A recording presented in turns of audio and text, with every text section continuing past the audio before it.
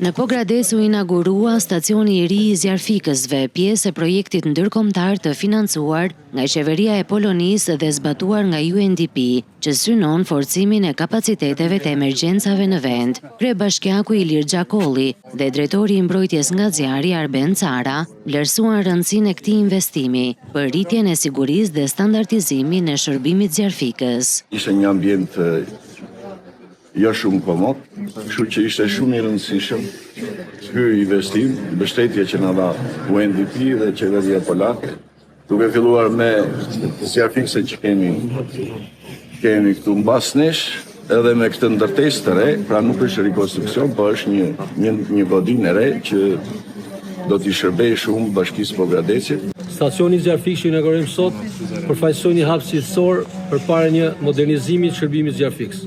Ajo është projektuar me standarde bashkëkohore dhe do të mundsojë një reagim të shpejtë, efikas dhe më të sigurt në çdo rast emergjence. Zjarfikësit tanë, të cilët çdo ditë përballen me rreziqe për të mbrojtur qytetarët, do të operojnë tashmë në kushte më dinjitoze dhe më të sigurta. Në ceremoni morën pjesë edhe përfaqësues të UNDP-s dhe Parlamentit Polak, të cilët theksuan se projekti me vlerë mbi 2.7 milion euro ka mbështetur 10 bashki në Shqipëri.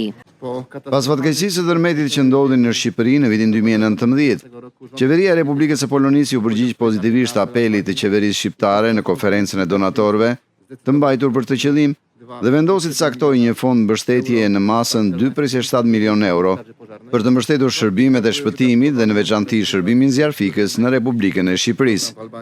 Stacioni i ri ofron kushte moderne, 3 poste automjetesh, ambiente funksionale dhe një automjet të ri zjarfikës, duke forcuar kapacitetet e reagimit ndaj emergjencave në Pogradec.